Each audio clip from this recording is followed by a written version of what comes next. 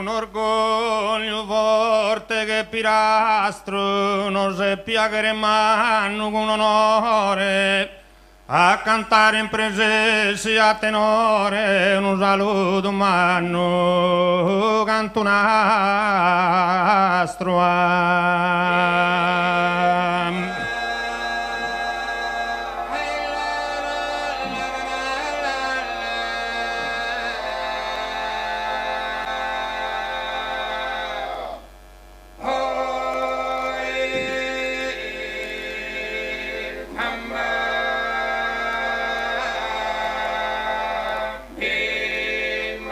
E con orgoglio forte che Pirastro si va che pia che manno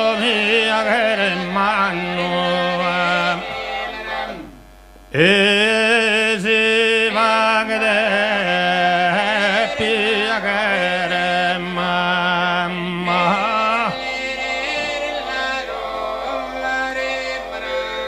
a cantare in presenza a tenore un saluto e coro ma canto un astro e un saluto e coro ma canto un astro. A soschisesi se sai scurtare, sono schianorizine in natura, prosim portuiana dentro in sa cultura de gusti sulla nostra, ma de stimare e de gusti sulla nostra, stimare prosim portugiana dentro in sa cultura de gusti sulla nostra ma da stimare e de gusti sulla nostra da stimare. Grazie.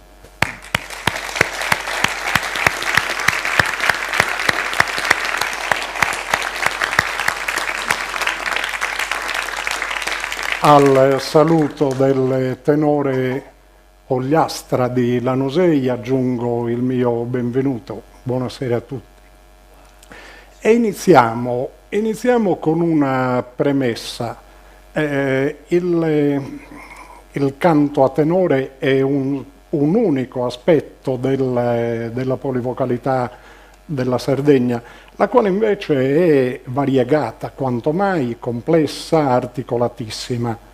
Noi ci occuperemo stasera solo di canto a tenore e non di tutta la polivocalità della Sardegna. Il canto con il sacro sono due dimensioni nell'ordine del divenire, pertanto dovremo vedere quali siano i codici comuni a questi due canti, a queste due dimensioni, perché andando indietro nelle epoche storiche troveremo che ci siano tantissime cose in comune e sacro e canto combaciavano un tempo. E invece la prima puntualizzazione: il canto a tenore di oggi non ha nulla a che vedere con il sacro. E quindi vi porrete già una riflessione, ma e allora stasera? Ebbene, proviamo a vedere, perché piano piano ci arriveremo. Il canto a tenore oggi è un genere musicale fortemente praticato, diffusissimo a livello popolare, non solo fra persone adulte, ma fra una vastissima parte della popolazione della Sardegna, soprattutto dell'interno della Sardegna. Cantano adulti, ma cantano anche bambini. bambini a partire dagli 11 anni in tantissimi comuni sardi cantano e queste forme di canto di oggi naturalmente risentono in maniera fortissima di tutto quello che è successo in questi ultimi decenni. In particolare in questi ultimi decenni è successa una cosa particolare. C'era un'industria, l'industria discografica, che ha notevolmente influito sulla confezione del canto a tenore. Questa industria discografica parte da lontano, parte dal 1929, è lì la prima incisione di canto a tenore, ritorna poi a partire dal 1964, si sposa con il fenomeno del revivalismo e a quel punto si fa un nuovo modo di cantare a tenore. Questo nuovo modo di cantare a tenore viene veicolato intanto nelle produzioni discografiche e poi soprattutto viene veicolato nelle varie sagre paesane, sui palchi delle sagre paesane. Questo comporta un'altra questione molto molto importante. Voi adesso avete appena visto che il coro delle 4 voci del canto a tenore non era chiuso nel cerchio che è la figura madre del folklore, non solo in Sardegna, ma in tantissime parti del mondo esiste il cerchio chiuso del canto come del ballo. Qui avete visto che la microfonia richiede una divisione delle voci. Allora, il canto ha questa prima differenziazione così già nella figura geometrica, poi c'è da dire che poiché si espone davanti al pubblico non più per una cantata come si faceva per il piacere delle persone che cantavano, ma invece per proporsi in una esibizione, chiamatela performance se preferite, a quel punto occorrerà anche diversificare i tempi di realizzazione del canto. Questo canto allora diventa qualcosa di molto ben canalizzato, intanto non sono più i cantori del popolo, ma si delega in qualche misura qualcuno che rappresenta quella forma espressiva e queste persone esprimono un progetto. Questo progetto è, come dire, l'articolazione di un percorso in cui soprattutto si sceglie il testo poetico da presentare al pubblico. Così il canto a tenore diventa un insieme di 2 linguaggi. Avete sentito un testo poetico eseguito e poi invece una confezione musicale. Questa confezione musicale è data da 3 voci con 3 registri, 3 parti vocali proprio diverse, quindi registri timbrici diversissimi fra di loro e a partire da questo noi adesso ascoltiamo una nuova forma di canto per poter vedere proprio come agiscono le 3 voci. Ser bella che su sole in gen argento, ser bella che su sole in gen argento, ser bella che ser bella che su sole in gen argento, che illumina da manzano sabiana, che illumina che illumina la manzano sabiana, Mattia e Spaguadina Recalana, Mattia e Mattia e Spaguadina Recalana, se sono vero un canto, se sono vero, se sono vero, se sono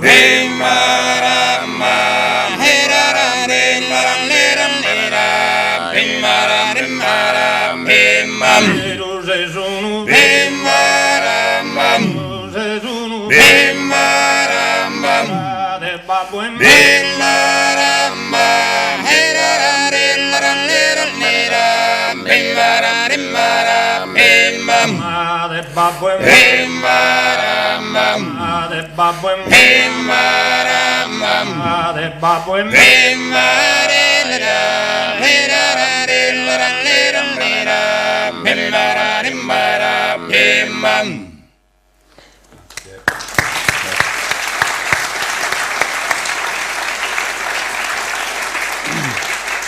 Avete sentito la voce solista di Giorgio Usai, quindi è intervenuta la contra di Fabrizio Loddo, a seguire il basso di Ilario Fois e quindi la mezza voce di Matteo Deiana.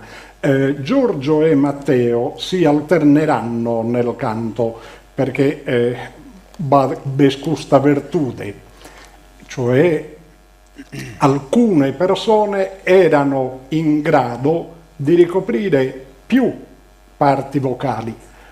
Il professionismo, il semiprofessionismo del canto a tenore, sviluppatosi a partire dagli anni 60 dello scorso secolo, ha portato invece a una specializzazione.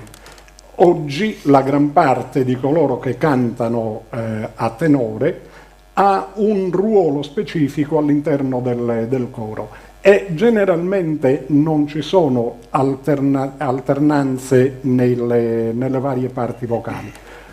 Chi nasce basso in genere continuerà a fare il basso, chi nasce contra a fare la contra, eccetera, eccetera. Quello che avete sentito è la vardeina. La vardeina è un ritmo di ballo, è praticamente quello che nella gran parte dei paesi viene riconosciuto come passo torrau. Vardeina invece ha un altro significato. Vardeina è var è l'aratro, de significa dare forma e quindi ina è la terminazione di classe aggettivale che abbiamo in sardo ma che esiste anche in italiano. Questo ci dice di una melodia, di una forma esecutiva che è legata proprio al mondo dell'agricoltura. In effetti è un canto dedicato al dio fecondatore, oppure, se preferite, è il canto dei contadini.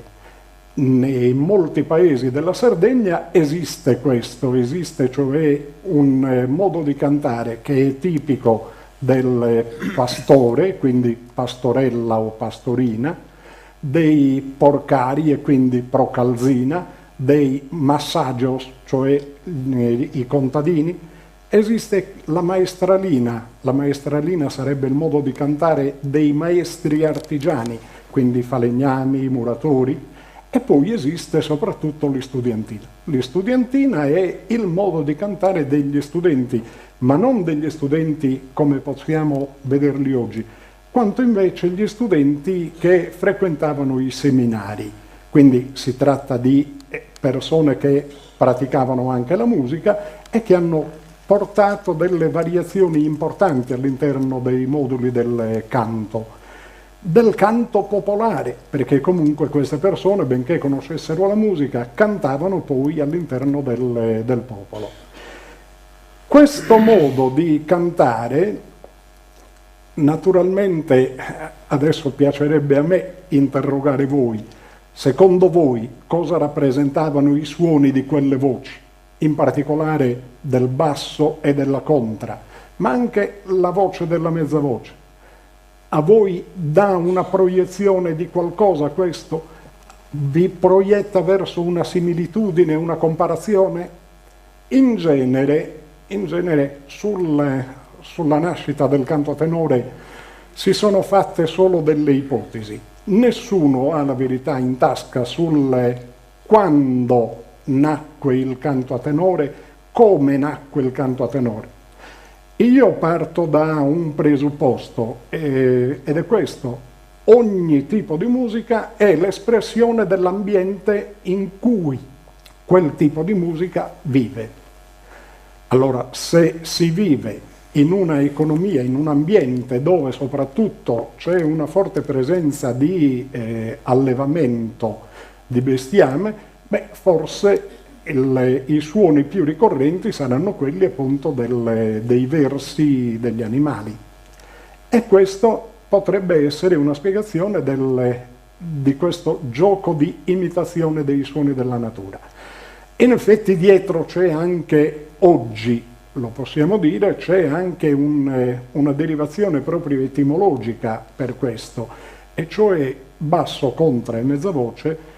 In alcuni paesi, esattamente quelli del Monte Acuto, mi riferisco a Pattada, a Buddusò e a La dei Sardi, ebbene lì le tre voci del coro non vengono chiamate semplicemente basso, contra e mezza voce, ma vengono definite armas o almas, dicono loro, cioè fanno un suono liquido anziché il suono rotato della R. Ebbene, queste armas altro non sono se non i mufloni. E nel muflone abbiamo tre suoni diversi del verso del muflone. Uno è quello del muflone vero e proprio, cioè del maschio, altro è quello della muvra, cioè della mufla, e poi invece è quello del cucciolo di muflone. Tre registri diversi, diremmo, in termini di voci. E questo rientra nella spiegazione proprio delle origini del canto. Ma questo canto viene da molto lontano e nei secoli 1800, 1700, 1600 era una presenza costante. Nel 1500 noi abbiamo sempre la presenza costante del canto a tenore, ma in particolare, per coloro che amano le date, il 23 settembre del 1563 abbiamo una testimonianza di un'importanza grande. Si tratta di una lettera scritta da un gesuita di Sassari, la casa madre a Cagliari è invece qui.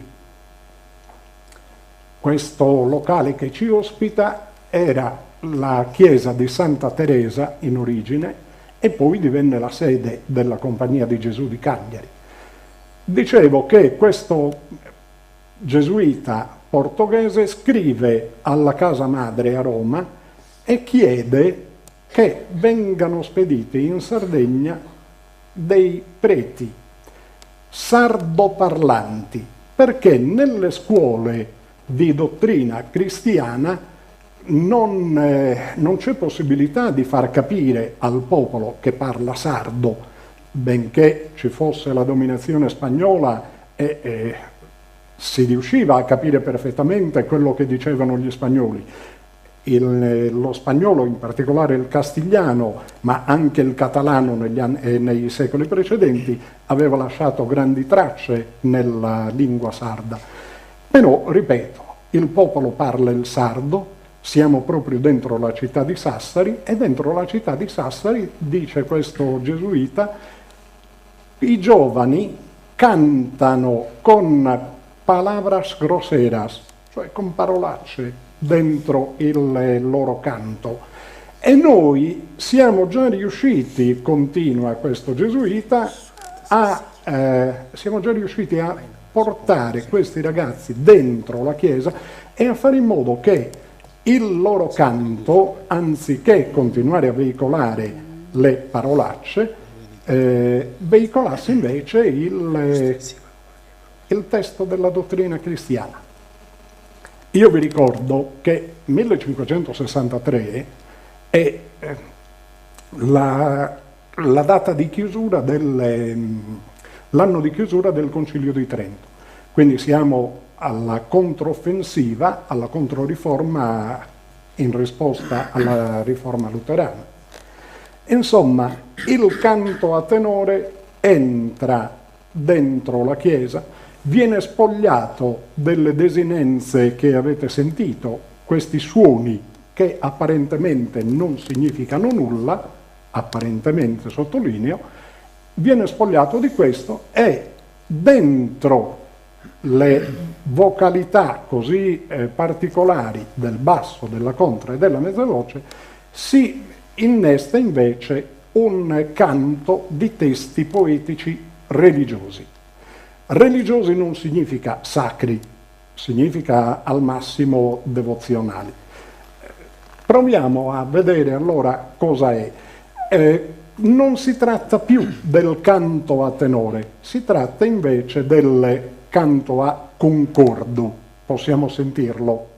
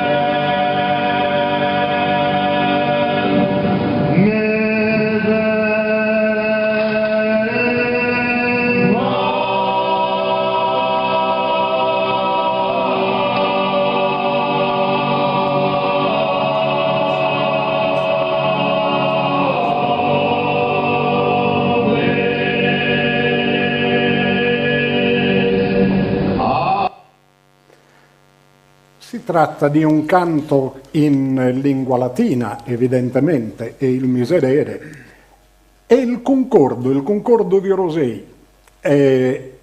La cosa importante da sottolineare è che le persone che cantano in questo concordo, per la gran parte cantano anche nel canto a tenore. Il basso, Franco Sannai per esempio, canta anche come basso del tenore. Gino Rosu e Giovanni Rosu cantano nei ruoli di contra e di basso del tenore. Insomma, sono le stesse persone che cantano sia nella polivocalità, chiamiamola profana, quella del tenore, sia nella polivocalità invece di segno chiesastico, non certo religioso. Chiesastico significa che hanno una collateralità con la Chiesa, ma non sono dei religiosi loro. Loro sono delle persone comuni che hanno però questa passione per perpetuare i canti tradizionali e quindi cantano sia dentro la Chiesa per alcune parti delle liturgie della Chiesa, ma soprattutto cantano dei testi devozionali. I testi devozionali in genere sono in lingua sarda. Nel 1500 e nel 1600 c'è una vastissima produzione di questi testi musicali. Ma che cosa è il concordo? In alcuni paesi della Sardegna voi sentirete nominare la formazione di canto a tenore concordo. E se andiamo a vedere Sassari, la città che nominavo prima come luogo di un canto che fu spogliato e rivestito dei testi della dottrina cristiana, Sassari era sede del concordo, ma oggi a Sassari nessuno più canta concordo. Il concordo esisteva in tutta la Sardegna. Poi è vero che viene canalizzato all'interno delle confraternite e le confraternite in Sardegna nascono soprattutto nel XVI secolo, 1500. Qualcuno è vero che iniziava ad esserci su influsso soprattutto catalano a Iglesias già sul finire del 1400. Sono i canti che vengono proprio destinati totalmente, i canti della Chiesa, al concordo. Ma il concordo esisteva molto prima e il concordo, vedete l'etimo, il concordo altro non è se non il canto delle gesta epiche, delle gesta militari. Naturalmente c'è un'operazione linguistica che viene fatta poi da parte soprattutto di latinisti, per cui quel N che significava ensemble, quindi insieme di persone, cioè cantare con, in compagnia di, diventa in latino cum. Dopodiché quel curdu, che era invece l'atto eroico, il gesto eroico, diventa invece tutt'altra cosa. E da chanson de geste a questo punto stiamo parlando di cuore, parliamo proprio così, di cuore, come dire cantare col cuore. Io credo che sia totalmente fuori logica questa derivazione etimologica. Il concordo era il modo di cantare corale che esisteva da un'antichità profondissima e poi si, diciamo così, si mischiò con il canto a tenore, cioè con la componente profana. Però, dicevo, nel 563 abbiamo quella testimonianza che significa che il concordo esisteva, ma esisteva il canto a tenore. Abbiamo parlato prima dei gozos, di questi testi devozionali, sentiamo il tenore Ogliastra con questi gozos. Zucchero vedo un mare de grazia e de amore, un bosco raro e splendore, a tutto segna e ascoltare. Don Bosco raro e splendore, a tutto segna e ascoltare. Tutto sa tua santidade devi har dimostrato, so che Deus has escultado de amore e caridade, a nostra piedade, a forza et implorare. Don Bosco raro e splendore, a tutto segna e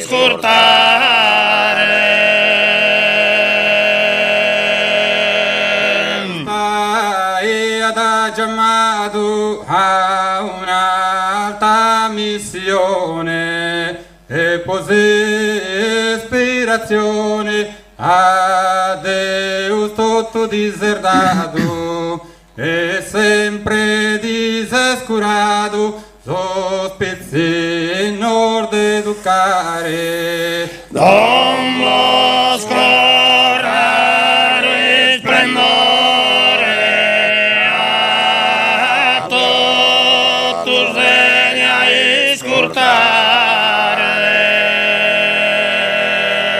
Don Bosco noi ti imploramos, unidos pro te decoro, de gracias un tesoro, a nordaghi di bregamos, nos a ti et imploramos, certo de nos aiutare. Don Bosco raro e splendore, a tutto segna e scurtare.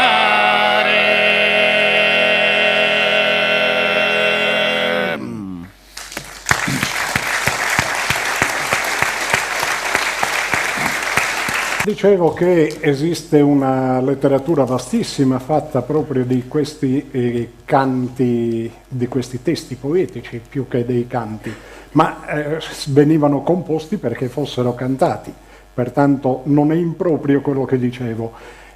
Vengono dedicati ai santi soprattutto, il caso appena visto, quello di Don Bosco. Ne esistono tantissimi e sono soprattutto stabiliti su due lunghezze metriche, e cioè il senario, i più vecchi, quelli dedicati soprattutto alla Madonna, e poi invece l'ottonario, tanto che in ottonario poi invece si produce quello che è la prima delle forme di contaminazione dei testi religiosi, in questo caso insomma dei Gosos, con un superamento che è di natura, chiamiamola così, goliardica.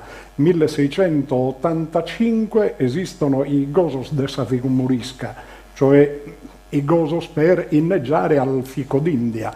Poi invece durante la rivoluzione della Sardegna 1794, i moti guidati da Giommaria Angioy, abbiamo un testo stabilito in ottonari, proprio nella forma dei Gosos, che è quello di Sinno de su Patriotto Sardo a Sosfeudatarios di Francesco Ignazio Manno.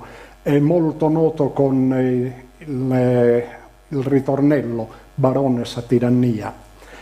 Quindi vedete bene che all'interno del canto, così come della poesia, esistono forme di contaminazione, di superamento dei cliché iniziali.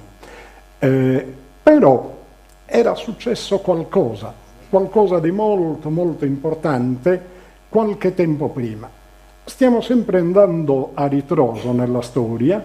Abbiamo detto che il tenore canta insieme anche al concordo fin dal 1500.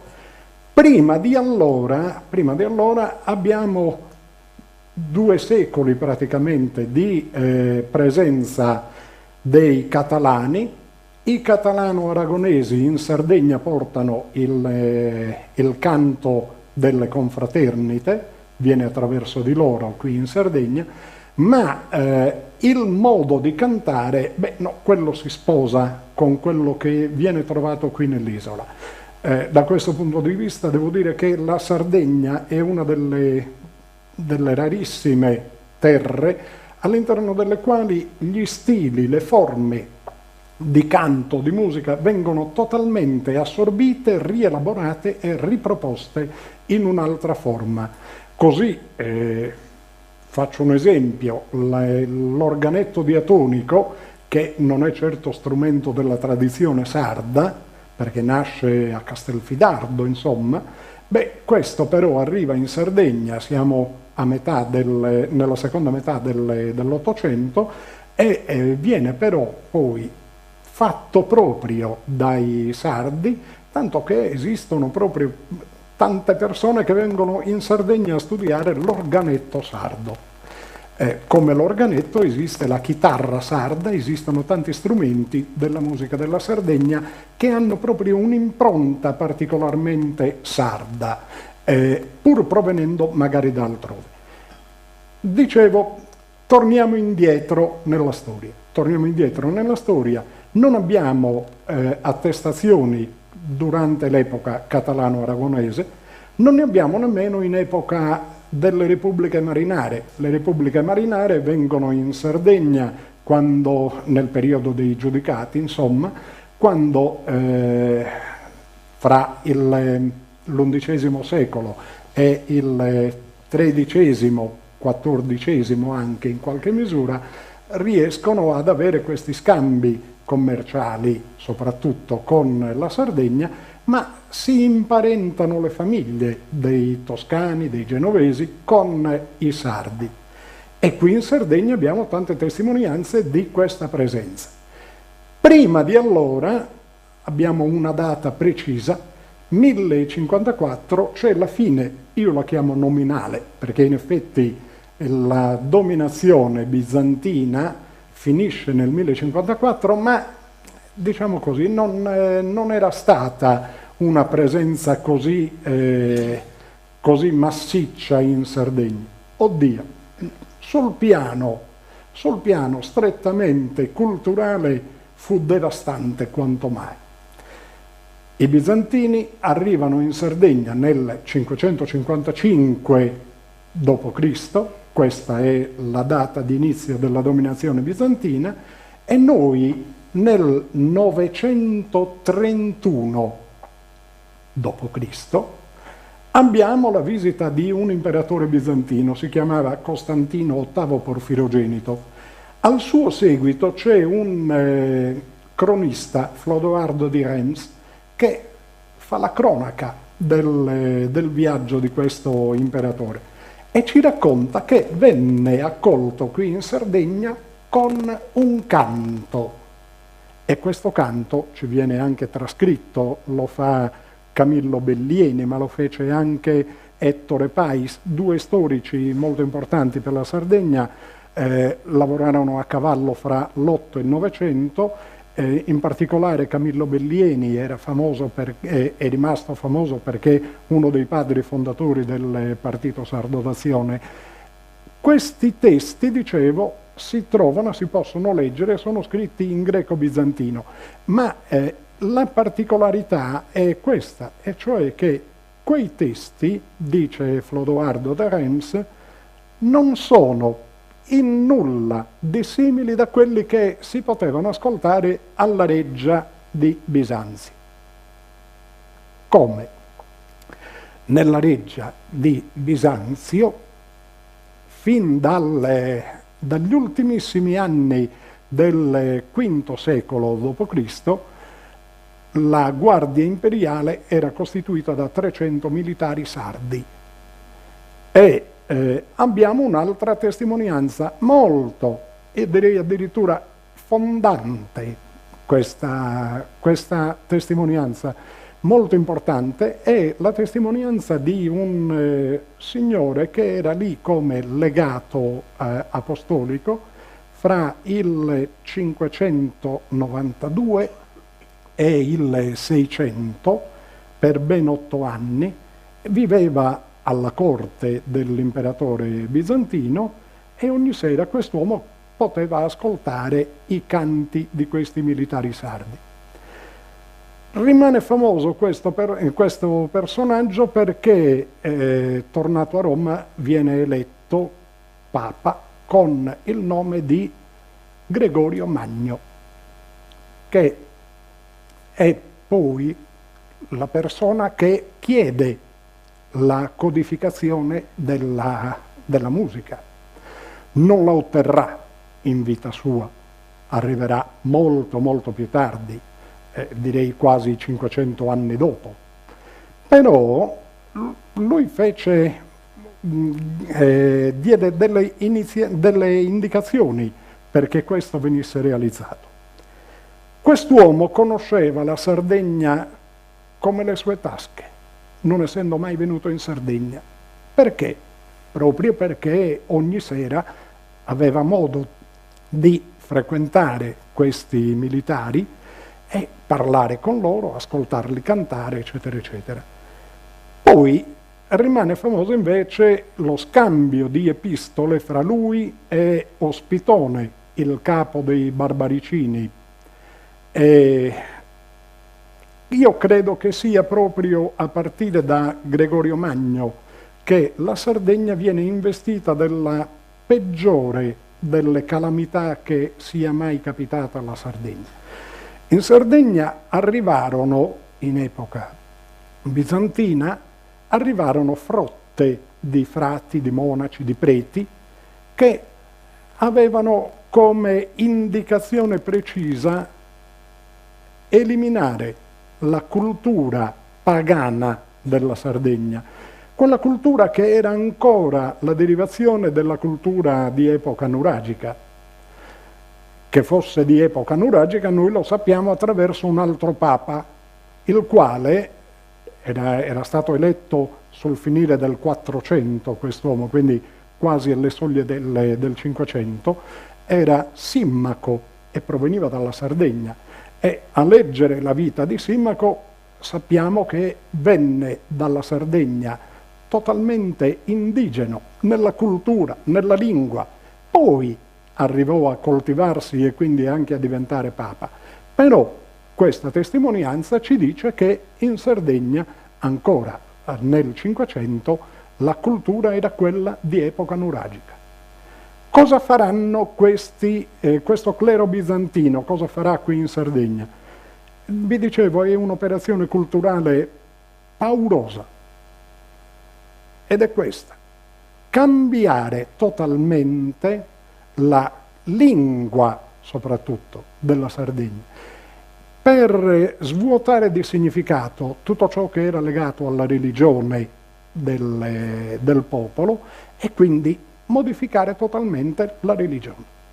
È un'operazione che si basa su alcune figure retoriche, in particolare ve ne cito la paronomasia, cioè dare un nome simile, o meglio, dare il nome di un aspetto simile, ma che può fuorviare l'attenzione delle persone. Vedremo tanti esempi. Iniziamo dal primo esempio. In questo caso si tratta di un canto che è chiaramente datato a un periodo precedente l'epoca romana. L'epoca romana in Sardegna, sul piano proprio del canto, non ci lascia nulla. Noi abbiamo cioè come unica testimonianza il fatto che Tigellio fosse sardo, ma era un poeta improvvisatore, certamente molto diverso dai poeti improvvisatori che abbiamo oggi, i scantadoris campidanesi o soscantadores logodoresi. Non abbiamo altro dell'epoca romana. Invece, per quanto riguarda l'epoca punica, vi chiedo di ascoltare questo brano, poi ne parliamo.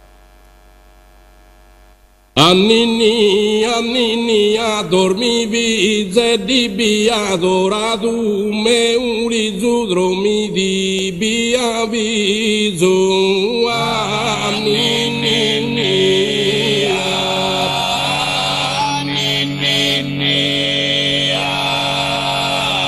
In una notte vrita introdesi stallita in sammandica dorzana schirbellu pizzinu dottude altusinu prangenende titia.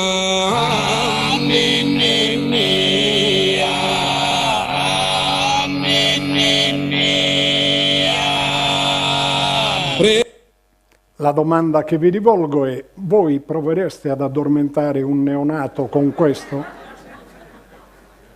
Perché, badate, a Ninnia questo significa ninna nanna.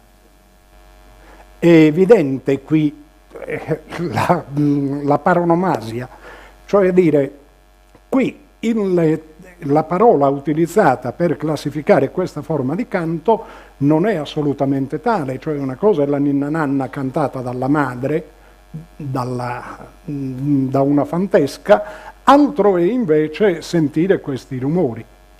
E allora cosa significava anninnia esattamente? Beh, anninnia significava altro, vedete l'etimo, ed ecco perché vi dico che è di epoca punica. È basato su una parola accadica che è anni, che significa grazia divina, quindi il favore o la clemenza addirittura del Dio, e poi nin, che significa preghiera. Quindi era una preghiera per ottenere la grazia divina.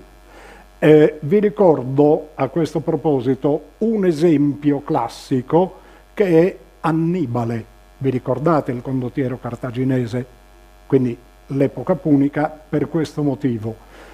Bene, io credo che assolutamente si tratti della prima delle operazioni da parte del clero bizantino, proprio storpiare la lingua sarda in maniera tale che quello che definivano le parole d'ora in poi non sia più definito, ma si porti una confusione in maniera tale da allontanarli da una vecchia forma di cultura, di religione, di lingua. Il secondo caso che abbiamo invece è Assandira. Assandira è un canto che è diffuso in tutta l'isola, non appartiene unicamente alla polivocalità di tipo tradizionale, profano, no, Assandira viene cantato anche dalle donne, non ne vedete nessuna qui, vero? Beh, Assandira è il canto che viene da un'epoca remotissima proprio, venne segnalato per primo dal professor Raffaele Sardella nel 1981 nel suo libro Il sistema linguistico della civiltà nuragica. Quella segnalazione diceva che si trattava di un ritornello cantato a Istar, e Istar era identificato con il pianeta Venere.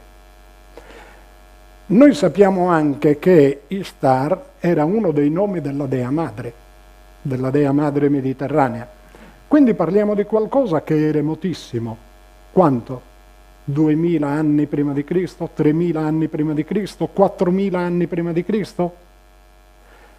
Quel modo di cantare, di intonare, cioè un'invocazione al pianeta Venere, o quindi alla dea madre, è declinato in tantissime forme nel canto della Sardegna. E nel canto della Sardegna, agli inizi, noi potevamo vedere una etimologia.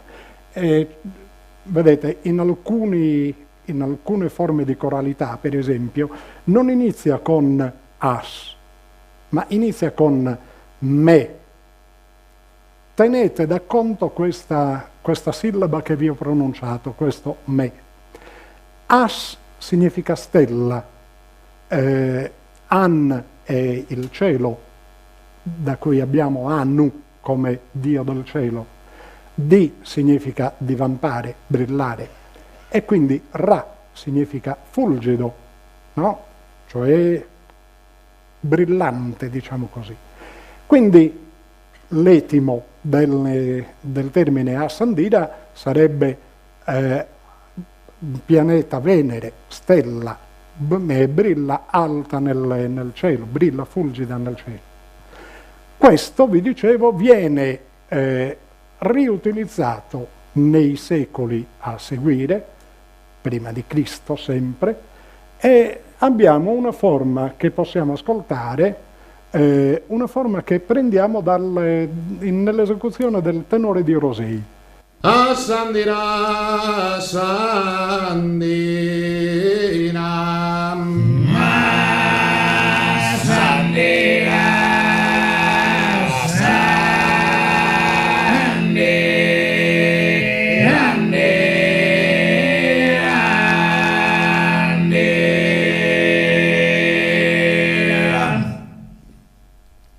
Orto Ioanne Piram Assandira, Assandira,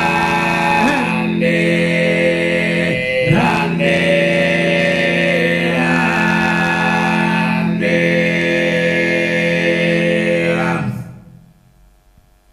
Isaiaka esurtum Assandira, Assandira,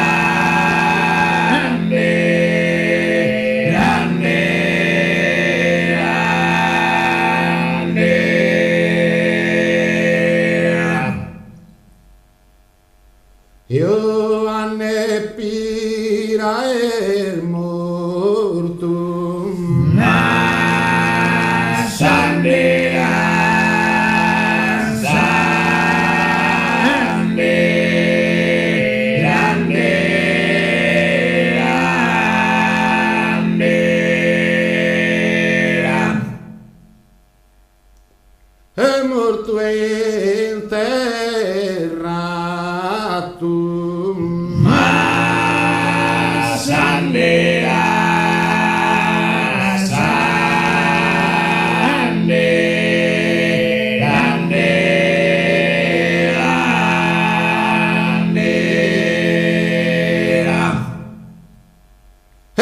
interrato in sortum. Sandera, Sandera, Nera.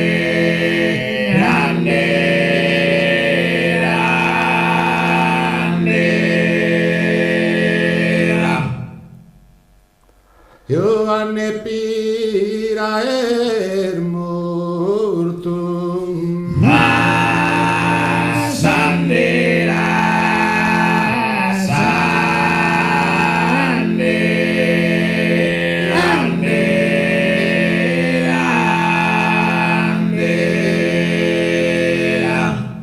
Vedete come è composto il testo poetico. Il testo poetico è in versi di 7 sillabe, è una cosa molto importante questa, perché per un lungo tratto di tempo in Sardegna la poesia si basava essenzialmente sul verso settenario. Poi invece, già a partire da questo, no? Avete sentito Assandira, Assandira? Si tratta di 11 sillabe di canto del coro. Una delle prime forme per eliminare Assandira, quindi il richiamo alla dea Istar o quindi alla dea madre, fu proprio quello di togliere Assandira e vestirci invece sopra un testo poetico stabilito su verso endecasillabo. Così nasce in Sardegna una delle forme autoctone di produzione letteraria di testo poetico, che è basata sull'alternanza di un verso di 7 sillabe con un verso di 11 sillabe. Questo produrrà, a partire già da questo canto, vedete bene nella titolazione c'era Assandira de Carrasecare, cioè un canto del carnevale di Orosei. Come avveniva questo? Noi possiamo datare a partire da questo, da alcuni degli elementi, insomma, del canto. Questo è un canto che risale praticamente al periodo siro-fenicio. Stiamo parlando del VI-VIII secolo prima di Cristo. Perché possiamo fare una datazione più o meno precisa come questa? Per il fatto che è praticamente legato ai misteri di Adon, ai misteri di Dioniso o ai riti di Bacco, eccetera, eccetera. Insomma, noi possiamo ritrovare qui dentro quello che succedeva nel carnevale di Orosei fino a qualche anno fa. Il tenore cantava questo e sfilava una processione di maschere chiamate zardineras. Erano sia uomini che donne. Si mettevano indosso un lenzuolo bianco e poi spillavano su questo lenzuolo delle fronde di limone, di arancio, in maniera da raffigurare il risveglio della natura. Andavano in giro per tutto il paese e portavano in processione quello che noi oggi chiamiamo il fantoccio, con una parola che è maimone. Questo maimone altro non era, passiamo alla slide successiva, se non una parola ebraica che significava acqua. È una delle forme di sincretismo che abbiamo ancora in Sardegna. Ogni tanto, nei gravi periodi di siccità, in Sardegna abbiamo delle processioni in cui il sacerdote va nelle campagne con chierichetti e agricoltori, eccetera, eccetera, e invocano Maimone. Invocano Maimone come dio dell'acqua ancora oggi. Poi magari innestano anche Laudadus semper sia, settenario, su lumen de Gesù e de Maria, però per accompagnare Maimone. Questo fantoccio inesistente poi oggi viene sostituito da qualunque altra cosa, sarà la statua di San Giuseppe, sarà la statua di qualunque altro santo, se non della Madonna, una raffigurazione insomma per dire che è una processione sacra e si chiede la pioggia. spesso non arriva, talvolta quando arriva crea danni, però non si può avere tutto nella vita. Da Maimone passiamo invece a quello che è la Sandira di oggi, la sentiamo dal tenore di Lanusei. Ae su firmamento, sosastro luminoso, lugena, scioriente, ma Sandera, sandera, andera, andera, andora.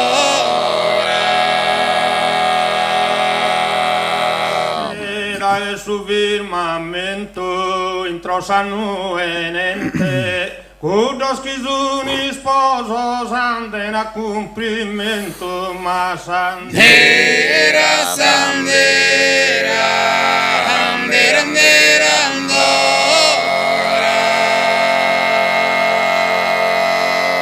Avete notato che c'è una qualche differenza, per esempio, anziché a Sandira, qui abbiamo a Sandora, per esempio. Cosa è successo? È successo che all'interno già della lingua accadica abbiamo durum come forma di ritornello, di intercalare praticamente fra un verso e l'altro o fra una strofa e l'altra. E qui noi abbiamo una delle grandi invenzioni della poesia sarda. 2 settimane fa iniziava la Settimana Santa in tutto il mondo cattolico, per dire. In Sardegna assistevamo a manifestazioni di questo tipo, per esempio con siscravamento, cioè la deposizione del Cristo dalla croce, avevamo proprio la pratica dei misteri. E i misteri significava magari il martello, il chiodo, la corona, eccetera, eccetera. Da parte, insomma, di un certo clero qui in Sardegna si attribuisce alla parola mistero una materialità, e cioè gli oggetti della crocifissione. Che cosa sono i misteri? In Sardegna avevamo delle religioni misteriche. Che cosa sono questi misteri? Io credo che di mistero non ci sia nulla in Sardegna, così come non c'è nulla nella religione cattolica di mistero. Cioè il mistero che cosa è? È secondo me invece un'invenzione straordinaria basata proprio sull'impiego della parola. Proviamo a passare alla slide successiva. Qui avevamo già Sisterrida e Satorrada. Che cosa è Sisterrida e Satorrada? Sisterrida e Satorrada, vedetela qui nei Muttos, questi sono cantati nel 1929. Proviamo ad ascoltarli almeno un pezzo.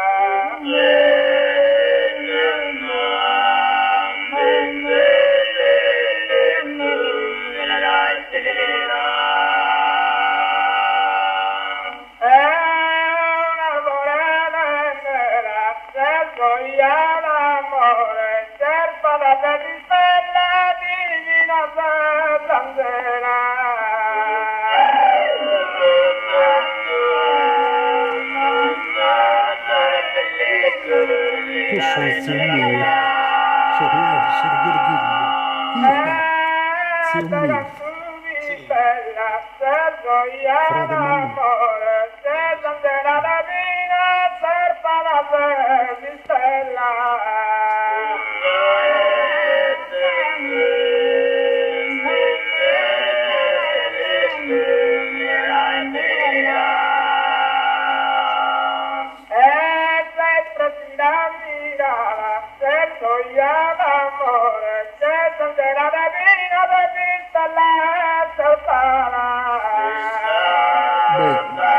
Si tratta di un'incisione storica, questa viene dalla prima incisione del 1929 del tenore di Dorgali, fatta a Milano su dischi di Bachelite. Guardate bene, avevamo una prima struttura sisterrida, cioè una stesura di senso non compiuto generalmente. Qui ce l'abbiamo di 5 versi, nel precedente quella che hanno eseguito il tenore di Lanusei era invece di 3 versi. 3 produce poi un ritorno del primo verso della stesura iniziale, a cui si accodano poi 3 versi di altro significato. Insomma, cosa succede nella poesia sarda in questa forma di composizione popolare?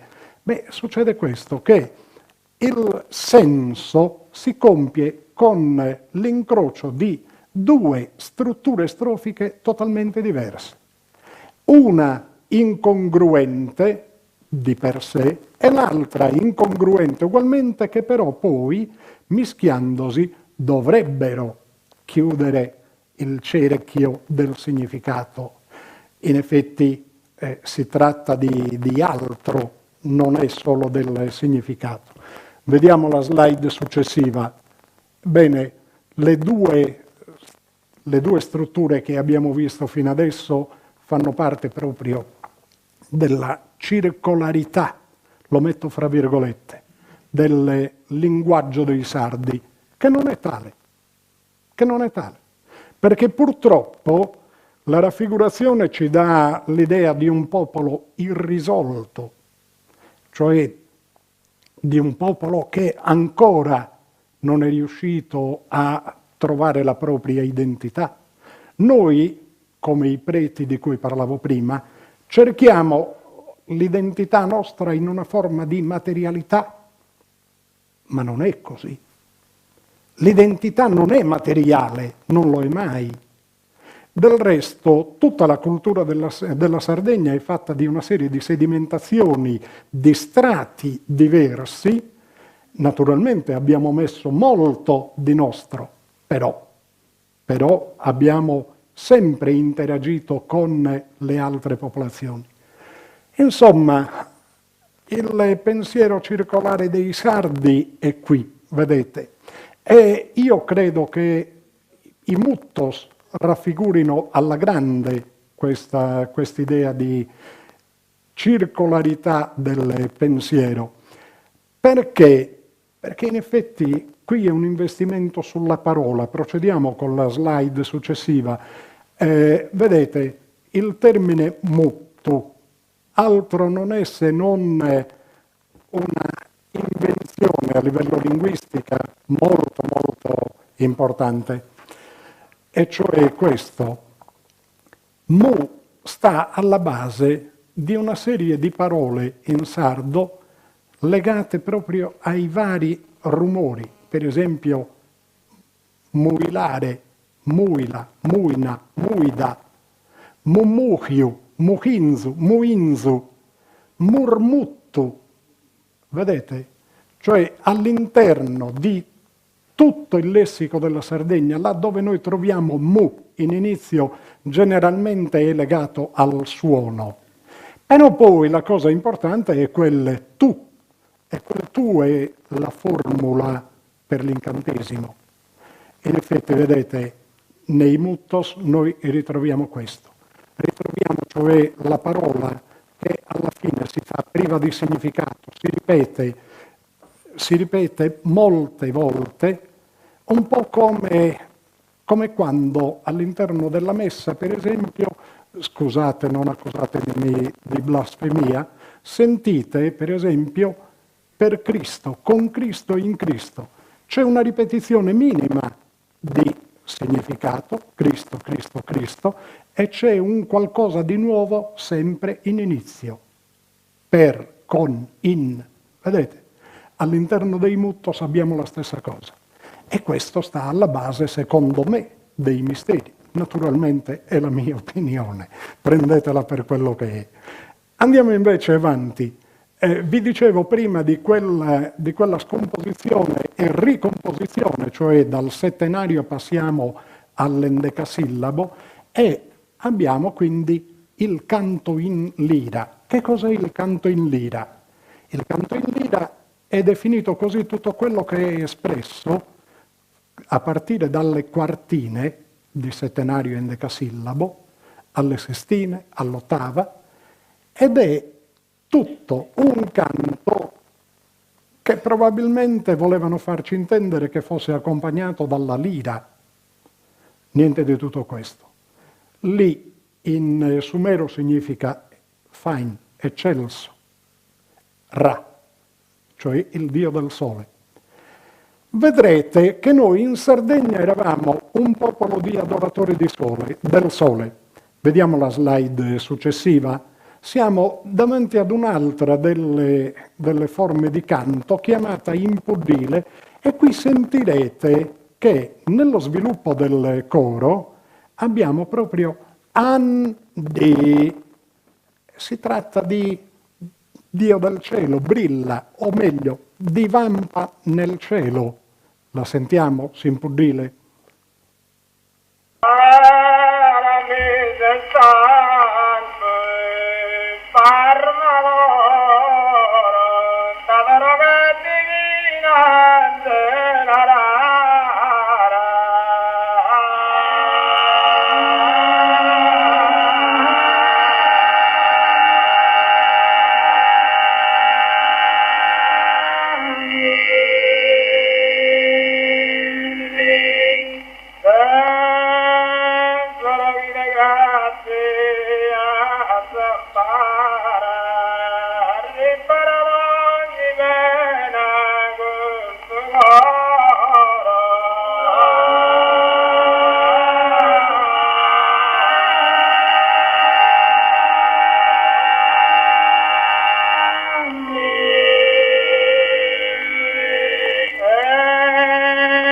È sempre tratto dall'incisione del 1929 ed è chiamata questa forma esecutiva impudile. Simpudile che cosa è? È praticamente il mattino, cioè l'aurora, l'alba. Quindi è un canto proprio al levar del sole. Ecco perché quella invocazione. Attenzione. Cosa fecero i preti, i frati bizantini? Cercarono di convincerci che non andi, cioè divampa, ma semplicemente andende, cioè andando, gerundio del verbo andare. In effetti esiste un canto che è boghe andende, cioè una forma esecutiva nei paesi sempre del Montacuto, ma esiste anche a Mamoiada. Questo mi ha insospettito. Perché? Perché a Mamoiada si dice andande e non andende. Quindi lì mi è venuto il dubbio. No, certamente non può essere andende. Ed è in effetti solo la ripetizione. Vedendo boghe andende, mi è venuto il sospetto che non si trattasse assolutamente di una particolare forma esecutiva legata proprio a andare, no? E ho trovato la controprova in un'altra forma esecutiva, che è la boghe e carro. Adesso io vi domando, quanti di voi hanno sentito un carro cantare? Siamo di fronte a tante paronomasie, vedete bene. Boghe e carro non è assolutamente tale. Car in sumero era proprio il sorgere del sole. Rum significa perfetto. Quindi era un'invocazione al sorgere del sole e quindi chiaramente a Dio, che è raffigurato proprio dal sorgere del sole. Nella ciclicità che vedevamo prima del mito di Adone, quindi la nascita, la vita e quindi la morte per rigenerare qualcosa, il sole compie proprio questo, cioè nasce, va fino a tutta la giornata di calore e di luce e poi muore per risorgere l'indomani. Questo naturalmente fece una grande presa nel pubblico del popolo delle civiltà passate. E da qui abbiamo per esempio la prossima forma esecutiva, si chiama crapola, che non è assolutamente legata al capriolo o al cervo, assolutamente. Ascoltiamola. Dite bella chi viti una crapola, la stima vi sapete all'istampare, la povida is apposta sola, ma non vi la potuti dai sparare.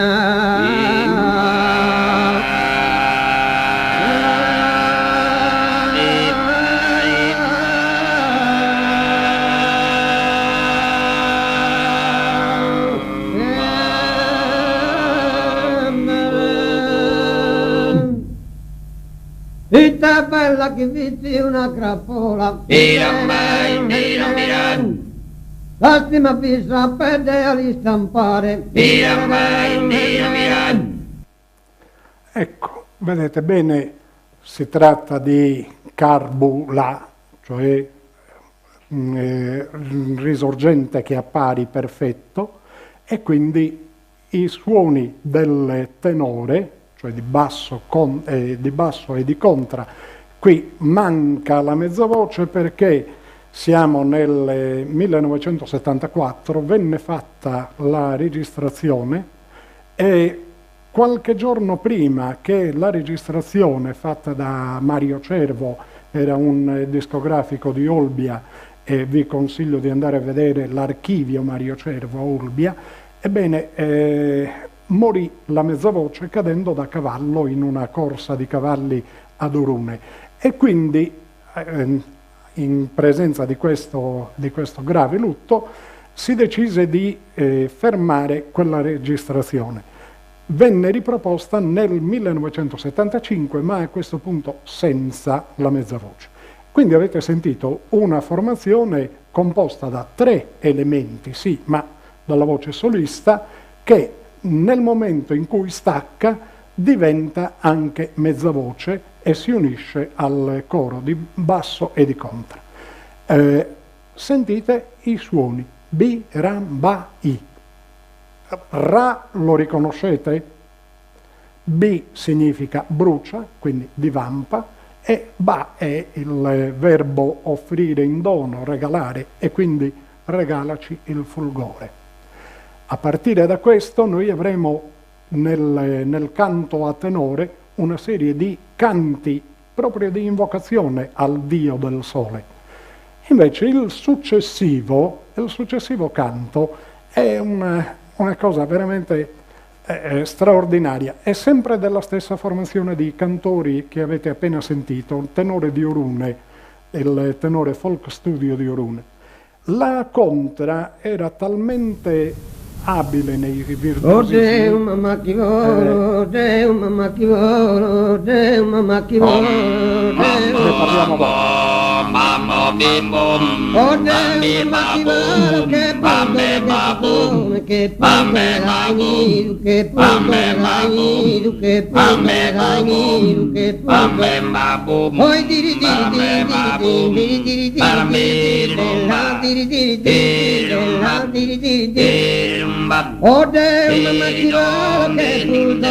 volo, che punto, dai. Ecco qua. Quello che mi interessava era la parte terminale proprio di questo brano che avete appena ascoltato, in cui basso e contra, ma in particolare la contra, canta de dinghi do de dingri de rumba. Cantava prima, ed è come verbo che regge il tutto, bimba, cioè brilla, no? Brilla. Chi? Dingir. E questo Dingir è il dio dei Sumeri, ma non era solo dei Sumeri, si ritrova, vedete bene, nel canto qui in Sardegna. E gli viene chiesto di brillare in alto, a questo, in alto, proprio quelle rumba.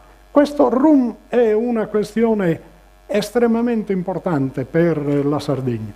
Proprio la settimana scorsa, settimana appena trascorsa, si parlava del formaggio pecorino romano. Il formaggio pecorino romano altro non è che il formaggio che i pastori facevano in altura. Perché in Sardegna era pieno di zanzara anofele nei corsi d'acqua e la gente cercava di scappare e di rifugiarsi nelle alture. Già in epoca nuragica vi consiglio vivamente di andare a vederlo, Romanzesu, in quel di Bitti, sta proprio sopra le sorgenti del Tirso, il fiume più lungo in Sardegna, fra Bitti e Budusò, ma Romanzesu è in territorio di Bitti. Bene, che dire, è una testimonianza fortissima di un modo di nominare una divinità, Dingir, che poi troviamo addirittura una delle forme similari del canto a tenore, si trova niente po' di meno che nella Repubblica della Tuva, non è dietro l'angolo, è a fianco alla Mongolia. E lì Dingir diventa Tenger. E da questo abbiamo il tengherismo, cioè una religione. Insomma, anche a distanza di migliaia di chilometri, vedete che a livello linguistico le cose hanno un modo di torrare, cioè di combaciare, si dice in sardo. Andiamo avanti. Dopo Dingir passiamo invece alla fanfarra. Se cercate l'etimologia della fanfara, perché questo sembrerebbe, no? Vi viene detto che nasce nel Settecento ed è data dai suoni degli ottoni. Nel canto a tenore non abbiamo ottoni. Io pensavo, fan viene magari dall'accadico panum, che significa faccia, apparizione di Dio, no? Panu, esiste poi Penuel in ebraico, esiste Pan, Dio, in Tukur, in greco. Non è niente di tutto questo, per fortuna mi arrivò come uno schiaffo Feuerbach, che dice che non è Dio che ha fatto l'uomo a sua immagine e somiglianza, è l'uomo che ha fatto Dio a sua immagine e somiglianza. A quel punto ho pensato che fosse altro. Era Banu, Banu che significa Dio, Dio creatore, ma soprattutto importante Paru. Paru significa inno, quindi la fanfarra non è altro che un inno al Dio creatore. Sentiamolo, e c'è una contra straordinaria. Savarente ha salutato, sente concetto su verbo de vino. Beh,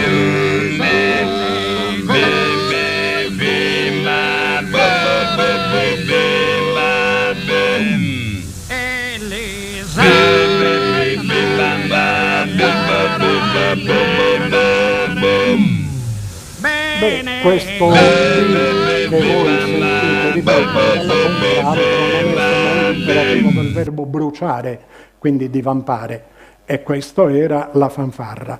C'è invece un altro ballo che vorrei farvi sentire ed è Sindassa. Sindassa è un ballo tipico di Ollolai, è sempre in auge a Ollolai ed è anzi uno dei balli segnici di questo paese del centro della Sardegna. Sindassa è ancora legato ai riti della pioggia di cui si parlava prima con Maimone. Qui abbiamo Im, che è uno dei nomi della pioggia in sumero, e poi abbiamo Dasu, che è un aggettivo fiorente, quindi un'evocazione per ottenere una pioggia fiorente che dia nuova vita alla natura. All'interno del testo del tenore sentirete in maniera proprio precisa verso la fine, sentirete questo dulluru-du, è l'esecuzione perfetta del rituale religioso. Il rituale religioso era proprio qualcosa che veniva fatto per invocare questa pioggia. Sentiamolo velocemente. Bimba, bimbara, bimbaram, bimbalaram, bom, bim, bom, bom, bim, bom, bom, bim, bom, bim, bom, dello Anzone Giorgio Gende currena tutta vua poi torrano samma dello de bom, bim, bom, bom, bim, bom, bom, bim, bom, bim, bim, bom, bim, bom, bom, bim, bom, bom, bim, bom, bim, bam, bim, balaram,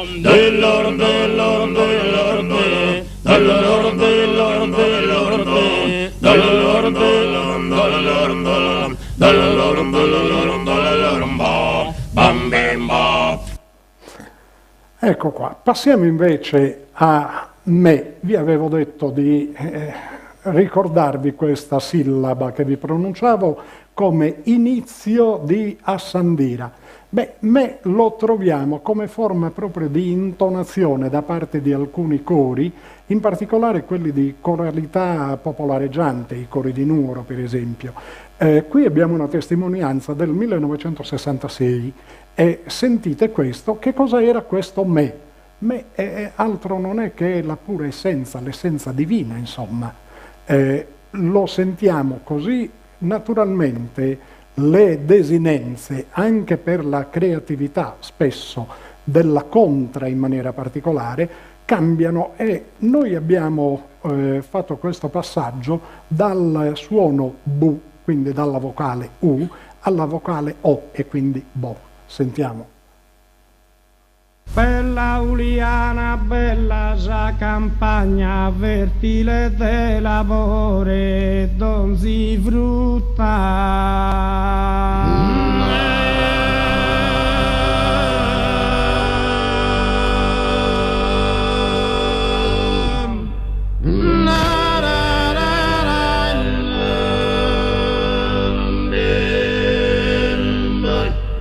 Ecco qua. Da questo torniamo invece ad un altro canto del mattino che però può essere preso anche come paradigma di canto in generale. C'è una sorta di bisticcio, anche in questo sono stati capaci di obnubilarci i preti e il clero bizantino. Saseria era il modo di cantare proprio al mattino per il sole che sorgeva. Saseria oggi è praticamente l'altro nome dato alla Bochenotte, poi vedremo la Bochenotte. Proviamo a sentire un pezzetto del Cales artista que está construído proita forma cónica tia fatua.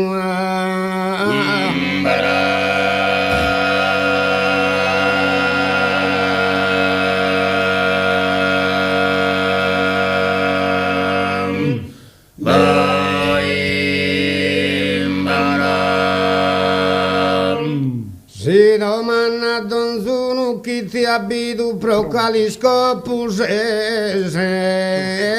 statua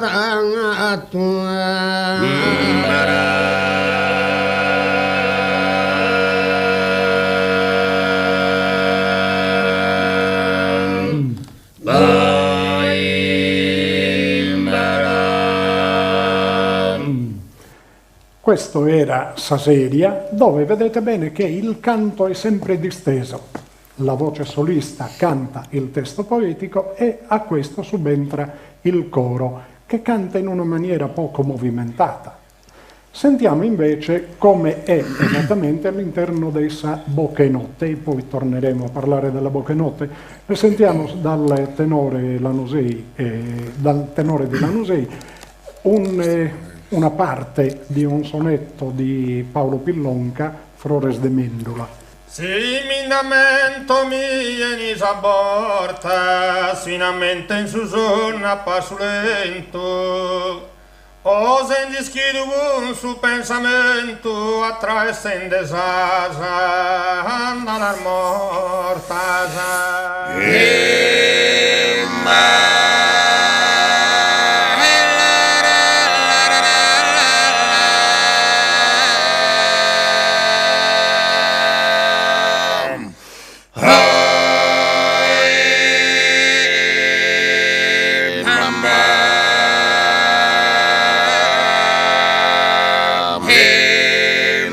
Similmente mi vieni saborta, sinamente in su sonno.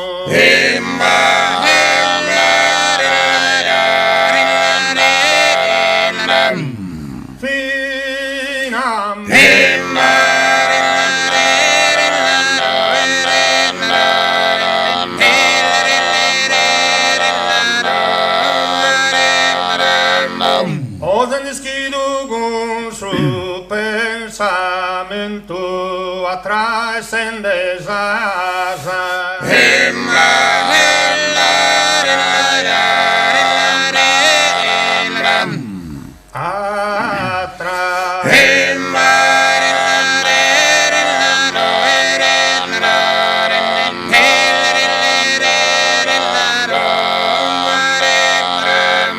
Quando mi dorra che una cantone antica e addeghile a primore, tutto usare morta schiacca sei sirbone andai mesi in notte.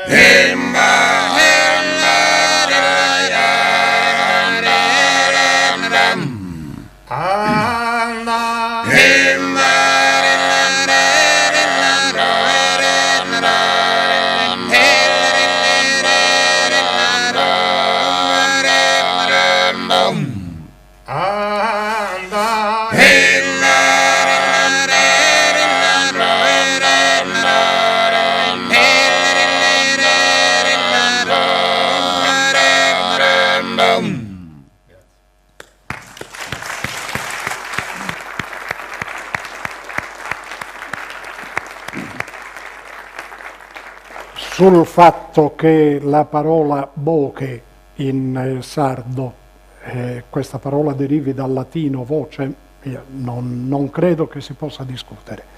Sul fatto invece di boche e notte, cioè la voce della notte, la voce della serenata, assolutamente no. Il modo di cantare che avete sentito, vedete bene che era composto come prima della isterrida, cioè della stesura di canto, calmo, disteso.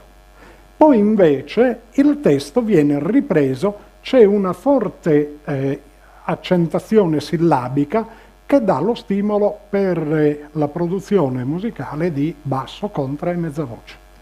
Questa è la boche e notte, cioè la forma esecutiva migliore per coloro che praticano il canto a tenore, perché è quella all'interno della quale è possibile distinguere la maestria sia della voce solista, sia di ciascuno delle componenti del coro.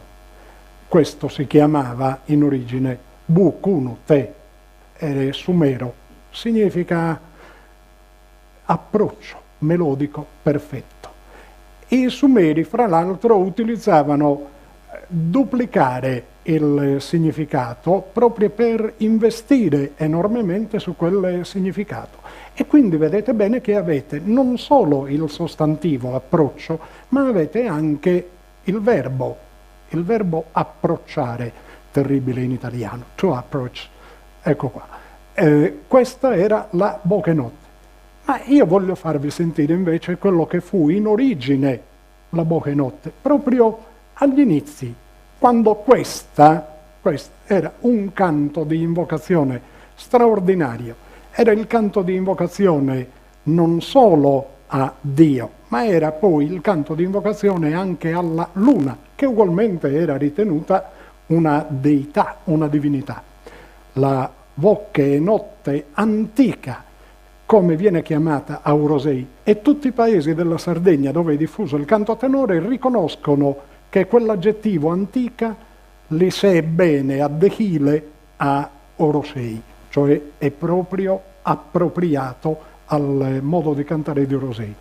Sentiamolo e troverete agli inizi, nella dottrina del catechismo avrete imparato che Dio è onnipotente. Ebbene, noi qui abbiamo proprio un iniziale A, che significa potenza, e quindi è lei, cioè El, il Dio El, quello della Bibbia anche. E poi invece Ignia, lo sentiamo? Rosa quiser de Venus ora e china sinol servintione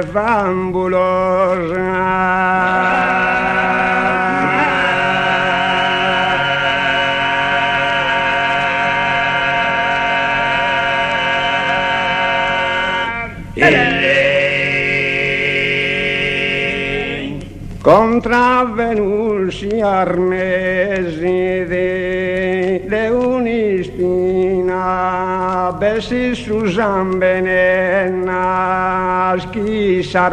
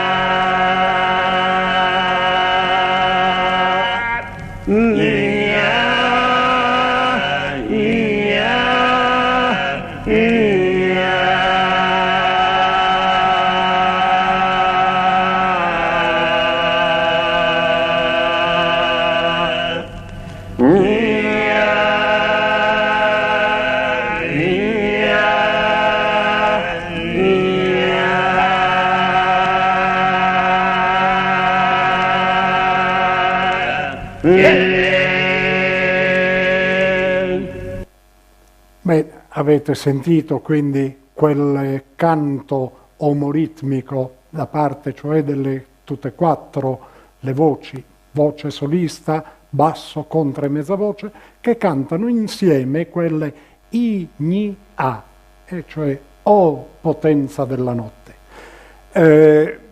All'inizio avete anche sentito nel secondo segmento di sviluppo quel E lei, lo risentiamo adesso in un'altra forma esecutiva, un ballo sempre di Orosei su ballo turturino. E pianto largo rio Formosino sei presente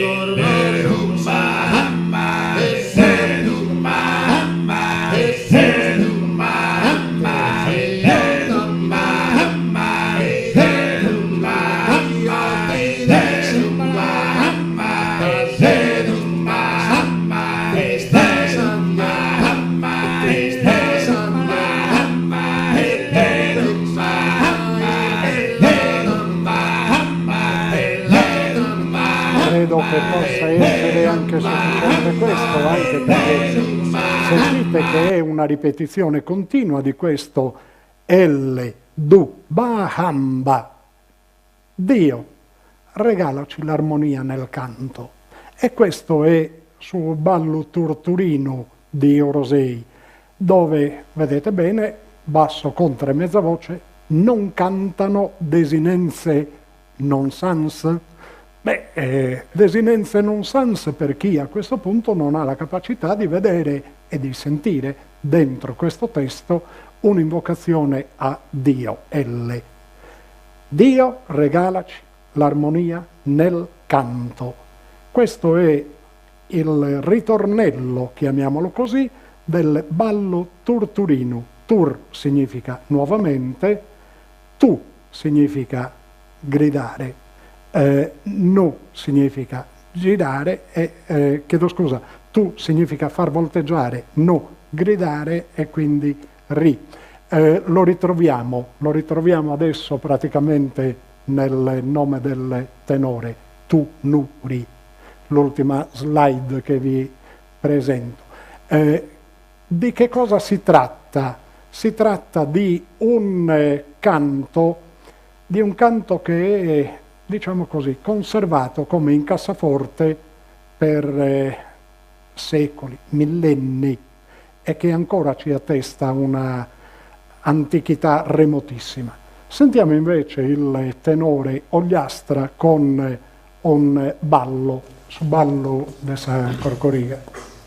Una mingiata noa noa noa, una mingiata noa noa noa, una mingiata noa noa, una mingiata noa noa, una mingiata noa noa, una mingiata noa noa, una mingiata Pombo, pombo, moro, pombo, moro, pombo, pero, pombo, pero, pombo, hera, rera, mara, lera, rera, mara, hera, rera, mara, pimba, pimba, pimba, pamba, pamba, pamba, pamba, pamba, pombo, pombo, moro, pombo, moro, pombo, moro, pombo, moro, pombo, hera, rera, mara, lera, rera, mara, lera, rera, mara, pimba, pimba, para, pamba, para, pamba, para, pamba, para, pamba, pombo, pombo, moro, pombo, moro, pombo, moro, pombo, moro, pombo, pero pombo, hera, rera, mara, lera, rera, mara, hera, rera, mara, pimba, pimba, pera, pamba, pera, pamba, pera, pamba, pombo, pombo, moro, pombo, moro, pombo, moro, pombo, pero pombo, hera, rera, mara, lera, rera, mara, lera, rera, mara, pimba, pimba, hera, pamba,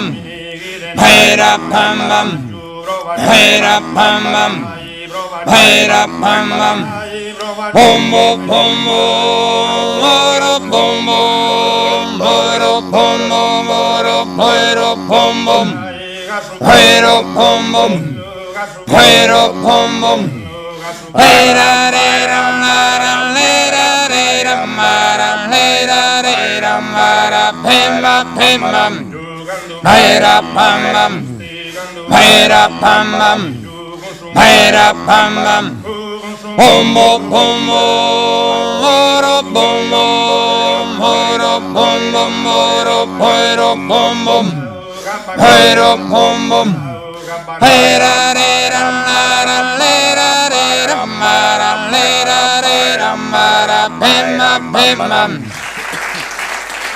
Avete sentito, grazie al tenore Ogliastra di Lanusei, avete sentito che il canto del tenore nasceva per questo, per fare musica, cioè battere il ritmo, tanto che quelle desinenze che voi avete sentito si chiamano corfos.